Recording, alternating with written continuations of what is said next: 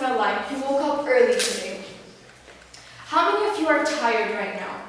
Well, this coming past week, most of us have lost an hour of sleep as we have set our clocks ahead for daylight saving time. But imagine if you lost an hour of sleep, or even more, every night of your life. That's what it's like for our nation's teenagers, who are facing an epidemic of sleep deprivation. I am here representing a new group called SLEEP. Start Later for Excellence in Education Proposal. An online study released by the Center for Disease Control and Prevention says 70% of high school students are not getting the recommended hours of sleep on school nights. According to the CDC study, which was just published online in Preventative Medicine, insufficient sleep is associated with numerous risky behaviors, including drinking alcohol, smoking cigarettes, and lack of physical activity.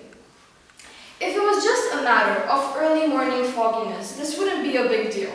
But sleep deprivation in teens has been linked to lower levels of human growth hormone, which is integral to a teenager's physical growth, brain development, and maturation of their immune system, as well as high rates of anxiety disorders and depression, reasons why teenagers are always grumpy, just saying.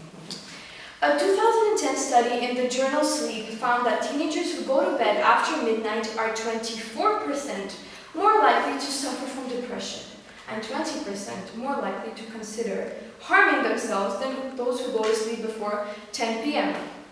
Teen physiology dictates our sleep patterns. The average teen cannot fall asleep before 11 p.m. because the hormones that prepare their brains and bodies for sleep are not released into their system until that time. These same hormones are still present in the morning, keeping teens sleepy until about 8 a.m. 11 p.m. until 8 a.m. That's the full 9 hours of sleep that most teenagers require to remain healthy and alert. So, how can you help us teenagers from racing on empty and losing years of essential sleep? Over the past several years, we've created national guidelines for eating and exercise. Shouldn't we do the same for sleep?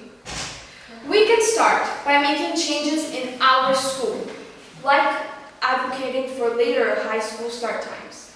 An adolescent's brain works on a different circadian rhythm than that of adults. They're thrives with later wake-up times. After the start time at a high school in New Jersey was changed from 7:25 a.m. to 8:30 a.m., verbal SAT scores for the top 10% of students increased by several hundred points. The increase could not be attributed to any variable other than later start times. Furthermore, school officials are always complaining that so many of their students are constantly tardy to school. They even have a policy in our school that states, if you are tardy 3 times to a student class, you are considered as absent for the day. Come on. They don't go to school on time because they oversleep. With an extra hour, don't you think it would be much easier to get to school on time? Yeah. Sleep is a basic human need. To deprive our children of their basic needs is neglect. If we were not to give our children enough food, water, or clothes for their well-being, the school would hopefully intervene, right? But it is the school system that is depriving our children, us teenagers,